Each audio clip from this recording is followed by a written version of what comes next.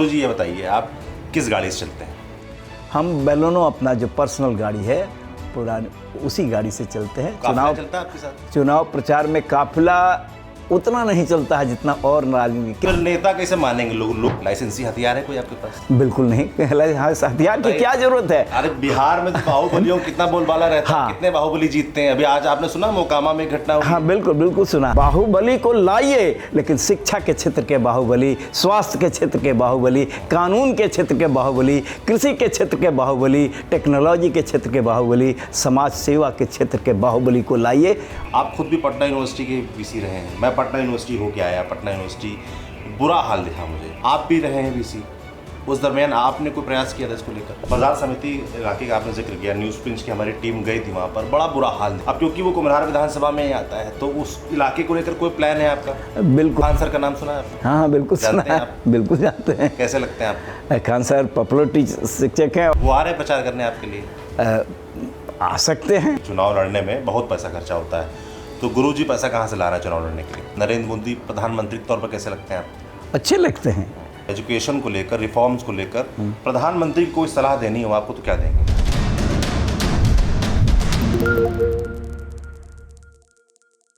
सत्तर से ज़्यादा किताबें, देश विदेश में पढ़ने वाले लाखों बच्चे, और बिहार या प्रशांत किशोर के सबसे पढ़े लिखे, सबसे विद्वान प्रत्याशी प्रोफेसर केसी सिन्हा साहब हमारे साथ मौजूद हैं। केसी सर, आपका बहुत स्वागत है।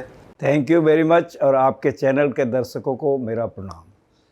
गणित से आपका लंबा नाता रहा है, और जब गणित की बात आती है तो चुनावी गुणा गणित की बात भी होती है। तो गणित में तो आप 30 मार्क हैं, सबको पता है। इस चुनावी गुणा गणित जो है वो कैसी चल रही, समझ में आ रही है आपके, नहीं आ रही है? नहीं, बिल्कुल समझ में आने लगी है। और गणित जो एक्चुअल होता है उसमें 2 + 2 4 ही होता है, लेकिन यहाँ का जो गणित होता है राजनीति का, ये 2 + 2 5 भी हो जाता है। बिल्कुल, ये तो है, राजनीति में यही है। मगर यही जो आपने बात बोली, 2 + 2 गणित में तो 4 होता है, और वैसे राजनीति में 5 हो जाता है। अब आप इतने साफ सुथरी छवि के व्यक्ति रहे, यूनिवर्सिटीज़ के वीसी रहे, पटना साइंस कॉलेज के प्रिंसिपल रहे, एजुकेशन से लंबा नाता रहा, तो लोग कहेंगे मतलब सब कुछ तो हासिल था, पूरे देश विदेश में बच्चे आपके पढ़ते हैं, तो राजनीति में आना क्यों सोचा? मतलब क्या कसक बाकी रह गई? इसका एक कारण है कि शिक्षा का क्षेत्र का तो हमारे पास 40 से ज़्यादा वर्षों का अनुभव है, लेकिन शिक्षा का क्षेत्र सीमित होता है। जैसे हम पटना साइंस कॉलेज के प्रिंसिपल हैं, तो उस कॉलेज में जो सुधार लाना चाहते हैं वो कर सकते हैं, कुछ हद तक कर सकते हैं। लेकिन बिहार को विकसित राज्य बनाना है, बिहार को विकास के शिखर पर ले जाना है, तो केवल इस क्षेत्र में काम करने से नहीं होगा, व्यापक क्षेत्र में जाना होगा। और राजनीति का क्षेत्र व्यापक होता है, पूरे राज्य का क्षेत्र होता है, बल्कि राज्य क्या, पूरे देश का भी क्षेत्र होता है। और वहीं से तो सारे नीति का निर्धारण होता है, और उसका कार्यान्वयन कैसे होगा इसका भी निर्धारण वहीं से होता है। तो इस व्यापक क्षेत्र में बिना आए, यानी अनुभवी लोगों को आना चाहिए। मेरा ये कहना है कि हर क्षेत्र के अनुभवी लोगों को इसमें आना चाहिए। जैसे स्वास्थ्य के क्षेत्र से, कृषि के क्षेत्र से, टेक्नोलॉजी के क्षेत्र से, कानून के क्षेत्र से, समाज सेवा के क्षेत्र से, हर एक क्षेत्र के अनुभवी लोग अगर इसमें चुन करके जाते हैं, तो वो नीति निर्धारण करने में उनका से होगा, उनकी भूमिका होगी, और वो बिहार के बेहतरी के लिए नीति के निर्धारण करा पाएंगे, और उसका सही ढंग से एक्सक्यूशन ज्ञान कार्यान्वयन भी कराने में उनकी भूमिका हो सकती है। और तभी इस प्रदेश को विकसित राज्यों के श्रेणी में ऊपर ले जाया जा सकता है। अभी क्या है कि हम लोग नीचे से काउंट करते हैं कि बिहार किस पोजीशन पर है, जबकि होना चाहिए इसमें सारी संभावनाएं हैं। बिहार में सब कुछ है। यहाँ के लोग कठिन परिश्रमी होते हैं, कुछ हद तक ईमानदार भी होते हैं, और पक्का इरादा वाले होते हैं, किसी परिस्थिति में एडजस्ट करते हैं। आप देखते होंगे कि बाहर जाते हैं, वो विपरीत परिस्थितियों में भी एडजस्ट करते हैं। तो अगर नीति निर्धारण सही हो, उसका एक्सक्यूशन सही हो, तो यह प्रदेश विकसित राज्यों की लिस्ट में शिखर पर होगा। जी, जब गुरुजी ये बताइए आप किस गाड़ी से चलते हैं? हम बेलोनो अपना जो पर्सनल गाड़ी है पुरानी उसी गाड़ी से चलते हैं। काफिला चलता है आपके साथ? चुनाव प्रचार में काफिला उतना नहीं चलता है जितना और राजनीति, क्योंकि हमारा मानना है कि हमको अपने जनता के बीच जाकर अपनी बातों को बताना है, और युवा वर्ग का बहुत समर्थन मिल रहा है। तो फिर नेता कैसे मानेंगे लोगों की तो आदत बनी हुई है, जब तक लंबा चौड़ा काफिला ना हो। यही तो बदलाव लाने की बात हम कर रहे हैं। काफिला से बदलाव नहीं लाया जा सकता है, बल्कि आपका मुद्दा क्या है, आपका विजन क्या है, और आपका वादा क्या है, और आप उस वादा को कैसे पूरा करें। लोग वादा, और सभी राजनीतिक दल वादा करते हैं कि हम ये कर देंगे, वो कर देंगे, लेकिन उसको वादा को कैसे पूरा करेंगे, इसका रोड मैप भी हमारे पास है। बिना रोड मैप के हम वादा नहीं करते हैं। जी बताइए गुरुजी, गाड़ी की बात हो गई, लाइसेंसी हथियार है कोई आपके पास? बिल्कुल नहीं, हथियार की क्या जरूरत है? अरे बिहार में तो बाहुबलियों कितना बोलबाला रहता है, कितने बाहुबली जीतते हैं। अभी आज आपने सुना मोकामा में घटना हुई? हाँ बिल्कुल सुना है। आपकी पार्टी के प्रत्याशी बिल्कुल सुना है। लेकिन हम बिहार के जनता से कहना चाहते हैं कि बाहुबली को लाइए, लेकिन शिक्षा के क्षेत्र के बाहुबली, स्वास्थ्य के क्षेत्र के बाहुबली, कानून के क्षेत्र के बाहुबली, कृषि के क्षेत्र के बाहुबली, टेक्नोलॉजी के क्षेत्र के बाहुबली, समाज सेवा के क्षेत्र के बाहुबली को लाइए। आप कह सकते हैं कि वो भी बाहुबली है, तो बिहार की तकदीर और तस्वीर बदल जाएगी। गुरुजी ने देखिए बहाने से खुद को बाहुबली कह दिया है पर शिक्षा के क्षेत्र का ऐसे बाहुबलियों प्रमोट करना चाहिए आप कह रहे हैं। पर जनता इन सब चीज़ों को एक्सेप्ट करती है? मतलब अब थोड़ी देर के लिए भूल जाए कि आप प्रत्याशी हैं, अब अपने अनुभव के आधार पर बताइए। इसीलिए तो हमारा विशेष ध्यान शिक्षा पर है।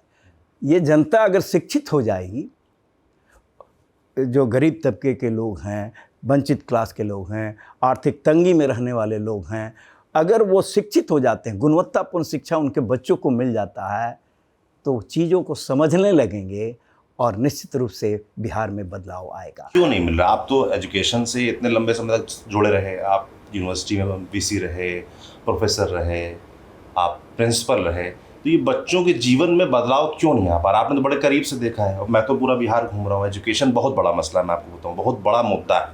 चाहे वो प्राइमरी एजुकेशन की बात हो, चाहे वो सीनियर एजुकेशन की बात हो, सेकेंडरी हायर एजुकेशन की बात हो, सब जगह बच्चे एकदम रो रहे हैं, परेशान हैं। क्यों नहीं बदलाव आ रहा? बिल्कुल, आपका कहना सही है। ये गुणवत्तापूर्ण शिक्षा जो है, शिक्षा महज डिग्री नहीं मिलनी चाहिए, काबिलियत जिससे हो वैसी शिक्षा होनी चाहिए। तो हमारा इसीलिए तो कहना है कि जैसे नेतरहाट स्कूल के बारे में आप भी जानते होंगे, हमारे बैच में भी बहुत सारे स्टूडेंट्स वहाँ के थे, और सारे के सारे बेहतरीन छात्र थे, बेहतरीन स्टूडेंट थे, और वो जिस क्षेत्र में गए हैं एक्सेल किए, IAS, IPS, engineer, doctor, scientist, सभी पदों पर है, बहुत सारे फॉरेन में भी गए। तो उस तरह का विद्यालय अगर हर एक प्रखंड लेवल, हमारा विजन है कि उस तरह का विद्यालय प्रखंड लेवल पर स्थापित किया जाए, और एक नहीं बल्कि हर साल एक की बात हम लोग कर रहे हैं।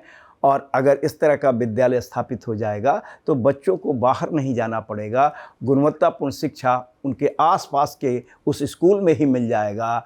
और अगर स्कूल का एजुकेशन जो होता है वो बुनियाद बनाता है, बेस बनाता है, आगे उसी को पॉलिश किया जाता है। अगर बुनियाद सही हो तो इमारत तो बुलंद होगा ही।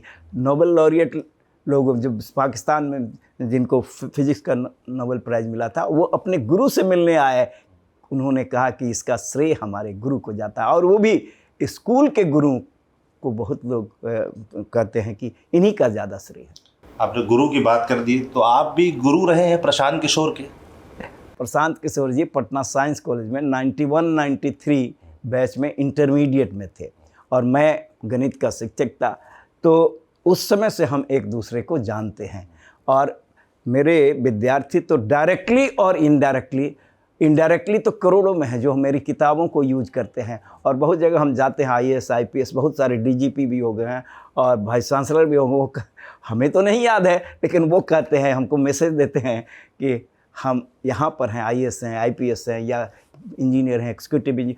अभी तो हम फील्ड में घूम रहे थे तो एक एग्जीक्यूटिव ये चीफ इंजीनियर कहे कि हम आपके छात्र थे, हमारा बेटा भी आपका स्टूडेंट था। तो जनरेशन को हमने पढ़ाया है, बहुत अच्छा लगता है, और लोगों का समर्थन मिल रहा है। देखिए, खासकर युवा वर्ग का बहुत समर्थन मिल रहा है, युवा वर्ग उत्साहित है, और बदलाव तभी आता है जब युवा साथ आते हैं। JP एजुकेशन के बारे में, अन्ना हजारे के एजुकेशन के बारे में, या स्वतंत्रता संग्राम के बारे में भी विद्यार्थी जब आते हैं, युवा वर्ग आते हैं, उसके पास एनर्जी है, अनुभव हो सकता है, लेकिन एनर्जी की ज़रूरत होती है बदलाव लाने के लिए, और वो जब साथ आप आते युवा वर्ग की बात कर रहे हैं तो युवा वर्ग, जैसे मुसल्लमपुरा यहाँ इलाका है, बाजार समिति वाला इलाका, वहाँ बहुत सारे युवा रहते हैं, पूरे प्रदेश से वहाँ पढ़ने आते हैं, तो हो सकता है वो आपके सपोर्ट में हो, वो आपकी विधानसभा का ही क्षेत्र है, मगर वो वोटर तो नहीं है यहाँ का, तो फिर कैसे होगा? ठीक है, वो वोटर नहीं है, उनके रिलेटिव हो सकते हैं, उनके मित्र हो सकते हैं। और जो आपने कहा कि बिहार के हर एक कोने से बाजार समिति में, मुसल्लापुर हाट में और ये नया टोला में प्रतियोगी परीक्षा की तैयारी करने आते हैं, और बहुत कठिन विपरीत परिस्थितियों में रहते हैं, तैयारी करते हैं। तो वो बाहर के ज़रूर हैं, लेकिन उनके फ्रेंड, उनके रिलेटिव यहाँ इस क्षेत्र में भी रहते हैं। और कुम्हरार का क्षेत्र तो शिक्षा का केंद्र होना चाहिए, सेंटर ऑफ एक्सेलेंस होना चाहिए, क्योंकि दो विश्वविद्यालय इसी क्षेत्र में पढ़ते हैं, पटना विश्वविद्यालय और पाटलिपुत्रा विश्वविद्यालय। और वो जो कॉम्पिटिटिव एग्ज़ाम के लिए प्रतियोगी परीक्षा की तैयारी करने पूरे प्रदेश से आते हैं, तो इस क्षेत्र को शिक्षा के सेंटर के केंद्र के रूप में विकसित किया जा सकता है।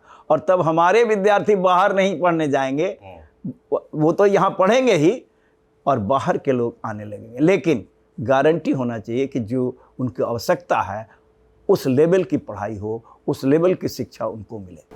बाजार समिति इलाके का आपने जिक्र किया, न्यूज़ पिंच की हमारी टीम गई थी वहाँ पर, बड़ा बुरा हाल दिखा वहाँ, बच्चों की बड़ी दयनीय स्थिति है, और हमने उसको दिखाया, थोड़ी साफ सफाई हुई भी। अब क्योंकि वो कुम्हरार विधानसभा में ही आता है, तो उस इलाके को लेकर कोई प्लान है आपका? बिल्कुल, देखिए, हम आपको कहें कि पटना साइंस कॉलेज के जब हम प्रिंसिपल थे, तो शाम में जब कॉलेज बंद हो जाता था, तो हज़ारों हज़ार की संख्या में विद्यार्थी वहाँ के बरंडा में, चूँकि लाइट था और फ्रेश हवा भी फील्ड चारों तरफ है, तो वहाँ आकर के पढ़ाई करते थे। बहुत लोगों ने कहा कि इसको बंद कर देना, लेकिन अब गंगा किनारे आप जा कर के देखिए, वो स्टूडेंट वहाँ भी पढ़ाई करने जाते हैं। तो उनमें इच्छा शक्ति है, प्रतिभा भी है, लेकिन उनके पास संसाधन नहीं है। उस चीज़ के बारे में भी सरकार को सोचना चाहिए। और जैसे उनके लिए एक हॉल बनाया जा सकता है, लाइब्रेरी बनाया जा सकता है, जहाँ वो जा कर के पढ़ाई करें। प्राइवेट लेवल पर कुछ लाइब्रेरी हमने क्षेत्र में घूमते हुए देखा कि लाइब्रेरी लोग एस्टेब्लिश किए हैं, बच्चे वहाँ आकर के पढ़ाई, अपना किताब कॉपी ले करके आते हैं, वहाँ केवल बैठ करके पढ़ाई करें। तो सरकार क्यों नहीं कर सकती है ये काम? और सरकार करेगी तो हर वर्ग के लिए होगा। उसमें तो प्राइवेट लोग अगर करते हैं तो उसमें कुछ फी लगता होगा, लेकिन सरकार को करनी चाहिए ये सब व्यवस्था, और तभी सुधार हो सकता है। आप सरकार और एजुकेशन की बात कर रहे हैं, और क्योंकि आप खुद भी एजुकेशन में रहे हैं, मैं जानना चाहता हूँ, इसे पिछले अगर 30 साल की बात की जाए तो लालू यादव और उनका परिवार राजनीति में रहा, और नीतीश कुमार और गठबंधन, आप कैसे देखते हैं इन दोनों सरकारों को, इनके कैसे आकलन करते हैं एजुकेशन के लेवल पे? लालू जी का स्ट्रेस जो था वो उस पर था कि वंचित लोगों को एक आवाज़ देना, डेवलपमेंट की बात उनका एजेंडा में नहीं था। नीतीश जी के एजेंडा में डेवलपमेंट की बात थी।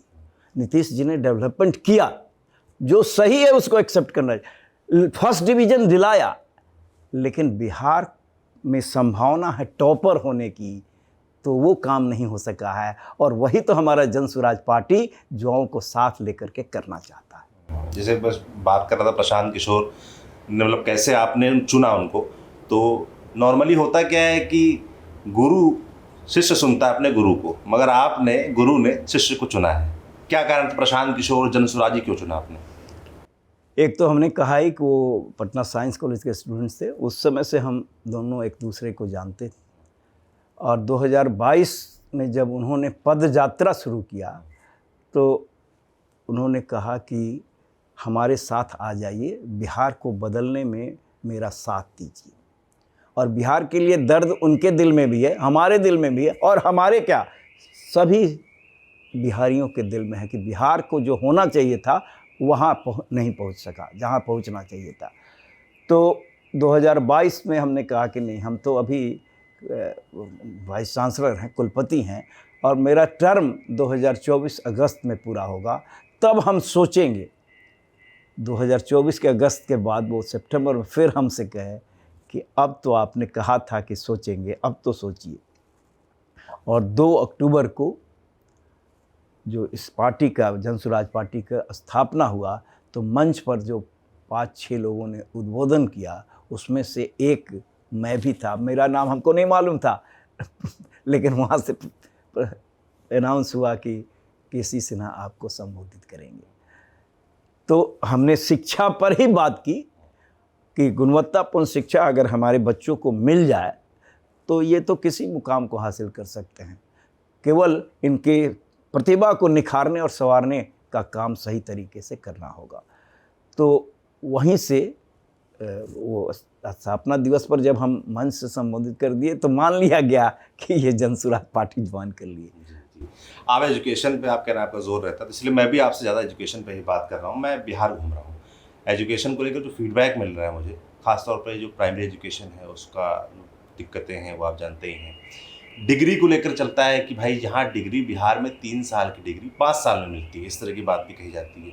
आप खुद भी पटना यूनिवर्सिटी के वीसी रहे हैं, मैं पटना यूनिवर्सिटी होके आया। पटना यूनिवर्सिटी बुरा हाल दिखा मुझे, मतलब क्लासरूम में बोर्ड टूटे हुए हैं, स्मार्ट बोर्ड चल नहीं रहे हैं, टॉयलेट का बुरा हाल है, लाइब्रेरीज़ में आज भी 50-50, 100-100 साल पुरानी किताबें हैं, नया एडवांसमेंट नहीं हो रहा, कोर्स चेंज नहीं हो रहा है, जो टीचरों की भर्ती होनी चाहिए, प्रोफेसर्स की भर्ती होनी चाहिए, वो नहीं हो रही। आप भी रहे हैं वीसी, उस दरमियान आपने कोई प्रयास किया था इसको लेकर? देखिए, सेशन तो रेगुलर हम लोगों ने कर दिया था। नालंदा ओपन यूनिवर्सिटी का, पटना यूनिवर्सिटी का बिल्कुल रेगुलर सेशन, और मगध यूनिवर्सिटी में डिलेट था, जेपी यूनिवर्सिटी में भी डिलेट था, बिरकुंवर सिंह में भी डिलेट था। तो उसको अब सारे यूनिवर्सिटी का सेशन सही हो गया है, तो उस पर वर्क किया गया। देखिए, पक्का इरादा हो तो कुछ भी किया जा सकता है।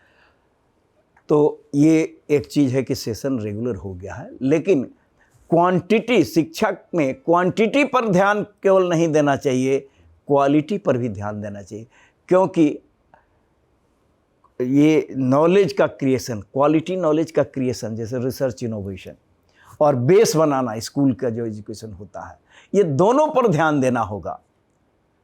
और ये दोनों में अगर सही ढंग से काम किया जाए तो शिक्षा का हब बन सकता है, सेंटर बन सकता है। हमारे यहाँ तो हिस्ट्री ही रहा है कि नालंदा और विक्रमशिला जैसे विश्वविद्यालय इस प्रदेश में होते थे।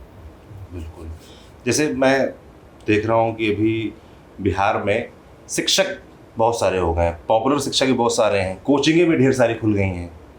एक मुझे व्यक्ति मिला, भी मैं घूम रहा था, उन्होंने कहा कि क्योंकि सरकारी संस्थानों में अच्छी पढ़ाई नहीं होती है इसलिए कोचिंग्स का बोलबाला है। इसके बारे में क्या सोचते हैं आप? देखिए, हमारे समय में ये कोचिंग कॉलेज की पढ़ाई से ही काम चल जाता था, बल्कि हमारे बैचमेट भी बहुत सारे IAS IPS गवर्नर भी हैं अभी, तो सफिशिएंट होता था। लेकिन अभी कंपटीशन भी बढ़ गया है, क्योंकि पॉपुलेशन बढ़ रहा तो सर्वाइवल ऑफ द फिटेस्ट की बात हो जाती है, और उनको जो चाहिए प्रतियोगी परीक्षाओं में सफल होने के लिए वो नहीं मिल पाता है।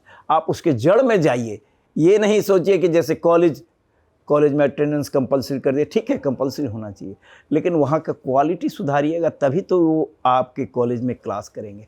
हमने देखा है कि एडमिशन ले लेते हैं और बाहर कोचिंग करते हैं। क्यों, क्या कारण है? अभिभावकों का विश्वास भी हट गया है। अभिभावक कहते हैं कि नहीं, वहाँ ठीक है एडमिशन ले लिया, डिग्री लेना है, लेकिन पढ़ाई दूसरे जगह करता है। मतलब जैसे कि मैं बात करता हूँ लोगों से, यही महसूस होता है कि वही पढ़ा रहा है सरकारी सेंटर में जिसके पास रुपए पैसे संसाधन की कमी है, जिसके पास संसाधन है वो प्राइवेट की तरफ ही जाता है। तो यही तो बात हम कह रहे हैं कि वहाँ टीचर्स को ट्रेन करना होगा, और टीचर और स्टूडेंट में स्ट्रॉन्ग बॉन्डिंग होना चाहिए, तभी स्टूडेंट्स को आप अच्छी शिक्षा दे पाएंगे। तो वो एक कमी है, ट्रेनिंग से वो पूरा किया जा सकता है। ऐसा नहीं है कि हमारे जो शिक्षक हैं वो काबिल हैं, लेकिन मोटिवेट करना होगा शिक्षकों को भी और विद्यार्थियों को भी। विद्यार्थियों को क्लासरूम में लाना होगा और शिक्षकों को भी क्लास लेने के लिए प्रेरित करना होगा।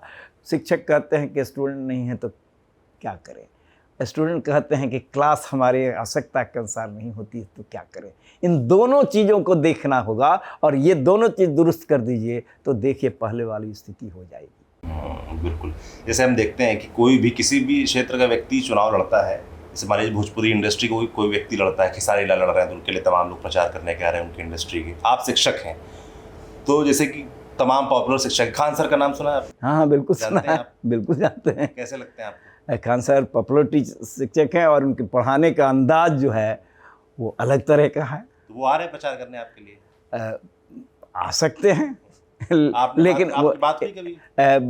अभी तो बात मेरी नहीं हुई है, लेकिन हो सकता है कि वो आवे। वो जैसे अगर कोई इस फील्ड का होता तो हम खुद ऑफर करते कि हम भी आ रहे हैं, हमारे साथ आ रहे हैं। हमारे स्टूडेंट्स फॉरेन से बहुत सारे आए हैं और वो प्रचार में भी हमारे साथ जा रहे हैं।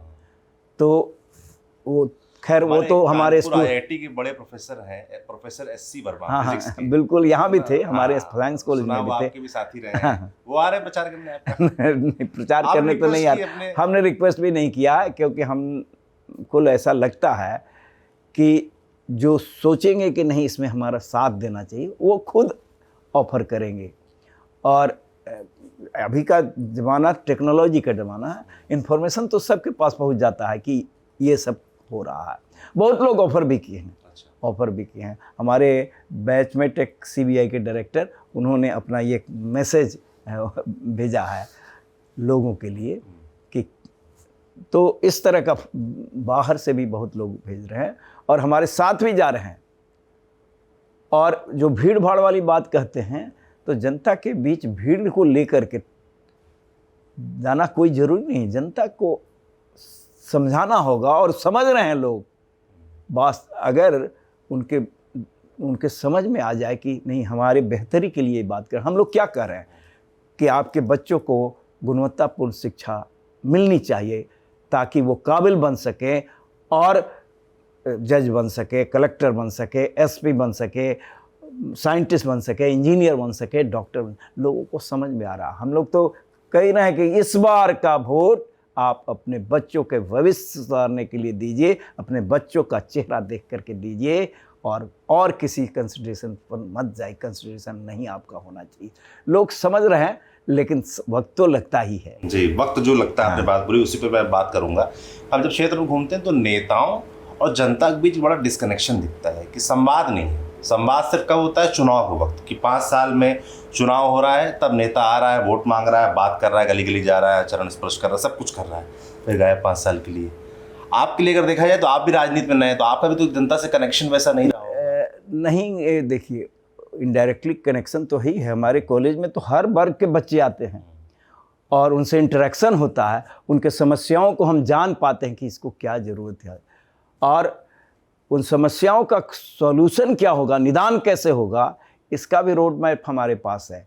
इसलिए तो हम इस फील्ड में आए हैं कि शायद लोग मेरी अहमियत हो जाए, मेरी बातें सुनी जाए, से कम शिक्षा के क्षेत्र में जो सुधार किया जा सकता है उस मसले को तो हमारी बात को हमको उम्मीद है कि जो पार्टी सत्ता में हमारा तो विश्वास है कि हमारी पार्टी सत्ता में आ रही है तो तब तो कोई बात ही नहीं है, लेकिन दूसरी पार्टी भी रहेगी तो बातों को सुनेगी ज़रूर। जैसे आपने कहा कि दूसरी पार्टी का रहती है और आप विधायक बन जाते, तो आप जो एजुकेशन को लेकर रिफॉर्म्स की बात कर रहे हैं वो तो फिर हो नहीं पाएंगे। नहीं, हम अपनी बात कहेंगे और मानना न मानना तो, लेकिन फिर हम कहेंगे कि क्या मिरेकल भी होता है और ऐसी स्थिति बन सकती है कि हमारी पार्टी सत्ता में आ जाए और तब तो हम जो भी कह रहे हैं, वादा कर रहे हैं, उसको निभाने का रोड मैप हमारे पास है तो उसको हम पूरा कर पाएंगे। अच्छा, कुम्हरार विधानसभा सीट जहाँ से आप प्रत्याशी हैं वहाँ पर एक जातिगत एंगल भी चल रहा है। लोग कह रहे हैं कि KC सिन्हा साहब को यहाँ उतारने के पीछे उनकी जाति भी है कि वो कायस्थ समाज से आते हैं और माना जाता है कि BJP का गढ़ रहा है ये सीट और वो यहाँ से कायस्थ ही जीतते रहे हैं। अब की बार जो अरुण कुमार सिन्हा थे उनको नहीं मिला है टिकट, आपको उतार दिया गया है। क्या इसके पीछे यही दांव है? इसमें 2 बात हम कहना चाहिए। एक तो हमारे नाम का अनाउंसमेंट सबसे पहले हुआ, किसी पार्टी का किसी प्रत्याशी का नाम का अनाउंसमेंट नहीं हुआ था। दूसरी बात ये कि इस क्षेत्र में, यही क्षेत्र तो मेरा कर्म भूमि रहा है और ये जन स्वराज पार्टी का शिक्षा पर विशेष ध्यान है। शिक्षा ही वो रास्ता, हमारा कहना है कि शिक्षा ही वो रास्ता हो सकता है जिससे इस बिहार को, हमारे प्रदेश को विकसित प्रदेश बनाया जा सकता है। तो महज संयोग है कि अब जो जाति की बात करते हैं, महज संयोग है कि हमारी जाति भी वही है, लेकिन सबसे पहले इसका अनाउंसमेंट हुआ। दूसरे के लिए तो खुला था कि आप जिस प्रत्याशी को चाहे उतार सकते हैं। बिल्कुल। अच्छा ये बताइए कि कुम्हरार विधानसभा के लोग आपको क्यों चुने? एक तो एजुकेशन वाला आप लगातार बोल रहे हैं, मुद्दे तो बहुत सारे होते हैं, आपने लोगों से बात की, समझा कुम्हरार के मुद्दे क्या है बड़े? हाँ, एक बहुत बड़ा मुद्दा है जो रोड, आज भी हम रोड शो में गए थे, बिल्कुल अगर 10 दिन इस रोड शो में जाइए तो आपके हड्डी के जो कहा जाता है आपका अंजर पंजर निकल जाएगा जैसे। तो इसमें एक मुद्दा तो वही है कि रोड की स्थिति, by lens, connecting lens, main road को मान भी लीजिए कि कुछ ठीक ठाक है, तो कनेक्टिंग लेंस की स्थिति बहुत ही खराब है। आप घूम करके देख लीजिए, और उसके चलते जल जमाव हो जाता है, महीनों जल जमाव रहता है, बीमारी पैदा होता है, गंदगी होता है, और ट्रैफिक की समस्या बहुत बड़ी समस्या है। हम नॉमिनेशन फाइल करने 14 तारीख को जा रहे थे, ट्रैफिक जाम में फंस गए।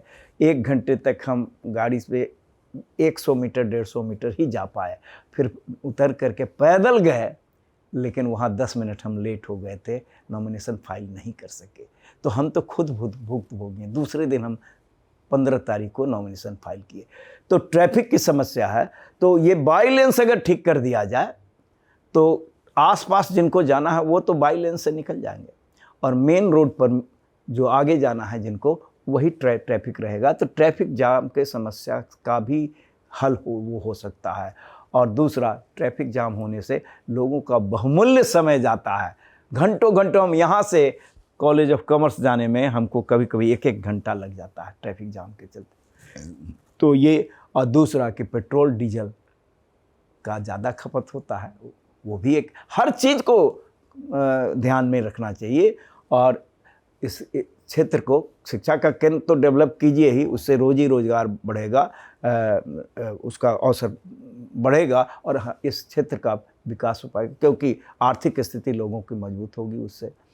और दूसरा कि ये सब रोड, गली नाली, ये सब ठीक कराना होगा, तभी इस क्षेत्र का समुचित विकास हो पाएगा। अच्छा ये बताइए, जनसुराज पार्टी में आप अपना नेता किसको मानते हैं? नेता तो बहुत हैं, प्रशांत किशोर जी तो सूत्रधार तो वही हैं। अब प्रशांत किशोर जी के बारे में जब घूम रहा हूँ फील्ड पर, तो एक परसेप्शन बन रहा है, लोग कह रहे हैं कि अगर वो चुनाव लड़े होते तो शायद स्थिति बेहतर होती। लोगों के मन में आशंका आ गई उनको लेकर कि चुनाव क्यों नहीं लड़ रहा प्रशांत किशोर। ठीक है, इस पर हमारा भी कहना है, क्या जेपी ने चुनाव लड़ा था, लेकिन जेपी एजुटेशन हुआ, सरकार सत्ता बदली। क्या अन्ना हजारे ने चुनाव लड़ा था? नहीं लड़ा था। तो और अगर जनरल, मिलिट्री में जनरल ही किसी एक फ्रंट पर बंदूक लेकर कूद जाए तो उससे क्या आर्मी की जीत हो जाएगी? उसको तो पॉलिसी बनाना है, रणनीति बनाना है, ताकि उसके आर्मी की जीत हो सके। तो बस यही एक्सप्लेनेशन है कि हमारे समझ से तो उन्होंने दोनों को, हर काम का सकारात्मक और नकारात्मक पक्ष होता है। सकारात्मक और नकारात्मक पक्ष को वो तौले होंगे, और उसके बाद डिसाइड किए होंगे कि नहीं, हम एक कंस्टिट्यूंसी में अगर फंस जाएंगे तो हमारी पार्टी तो पूरे 243 पर लड़ रहा, बल्कि 2 विड्रॉवल हो गया, तो इसको कैसे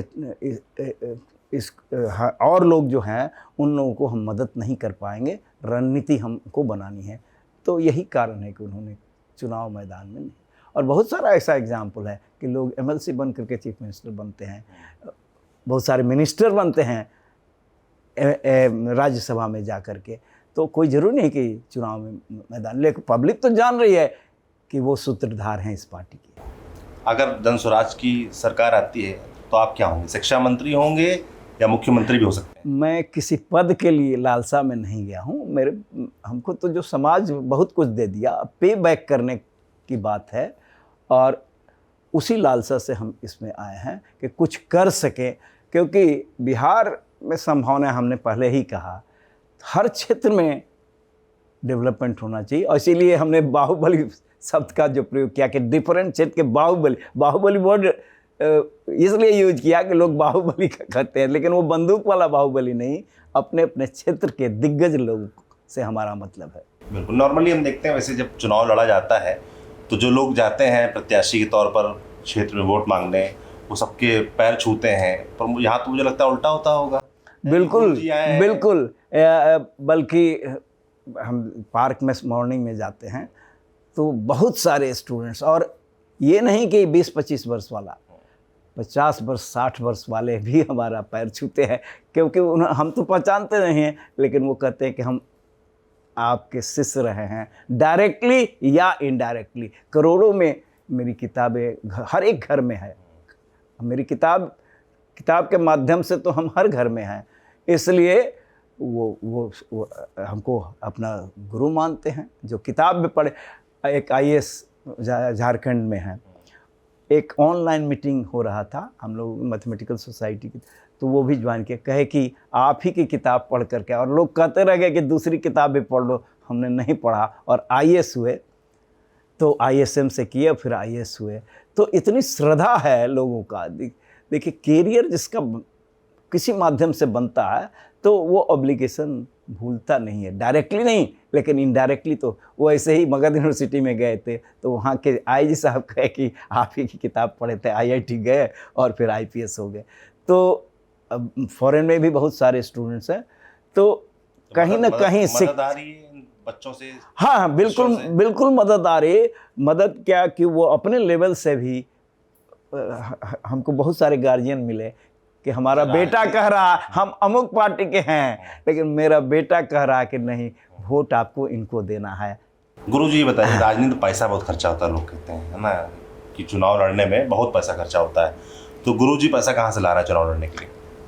नहीं, देखिए, जो पैसा उसका एक लिमिट है, और शहरी क्षेत्र में तो बैलूनों आप अपने गाड़ी से हम घूम जाते हैं, 4 आदमी को लेकर के घूम जाते हैं। मॉर्निंग में तो हमारे पास 2-3 ही लोग होते हैं जो एक वो देते हैं पम्पलेट, और लोगों से हम मिलते हैं।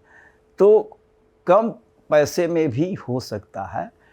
ठीक है, आपका कहना सही है कि व्यवहारिक पक्ष बहुत बदल गया है, उसी को तो बदलने की बात हम लोग कर रहे हैं कि अगर वहाँ पर गंदगी साफ नहीं होगा तो आगे कोई भी सुधार नहीं हो सकता।